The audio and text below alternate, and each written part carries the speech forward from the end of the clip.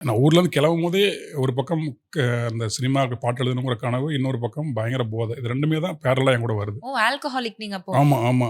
Two த ம். Core நானு. Okay. School டைம்லயே. இந்த பாட்டு ரிலீஸ் ஆகும்போதெல்லாம் எனக்கு அவ்வளோ பெருசா அது உள்ள அந்த சிலிர்ப்பே ஏற்படல. ஏன்னா எழுப்புற அளவுக்கு நான் இல்ல. நான் உச்சபட்ச மயக்கத்தில தான் இருக்கேன். ஓகே அறிமுகம்னு போட்டிருக்காரா, ஓகே, ஓகே. அவருக்கு தான் பெருமை அப்படின்ற மாரி நான் மைண்டுக்குள்ள இருந்துக்கிட்டு, அப்படியே தான் பயணமானது. ஆமா. இப்போ தான் கொஞ்சம் கொஞ்சமா என் பாடல் எல்லாம் ரியாக்ட் பண்ணும்போது மக்கள்லாம், ஓ! பாட்டு இவ்வளோ வேலை செய்யுமோ! அப்படின்னு இப்போ தான் புரியுது. அப்போ புரியல. புரியல. அப்போ ஒரு விஷயம் ஒண்ணு செய்றோம். அது சிறப்பா செய்யணும். அது நம்மள நல்லா எழுதியிருக்கான்டா அப்படி சொல்லணும். அந்த இது மட்டும் தான் இருந்தது. பேர பார்த்தப்ப எனக்கு அப்படி இல்ல.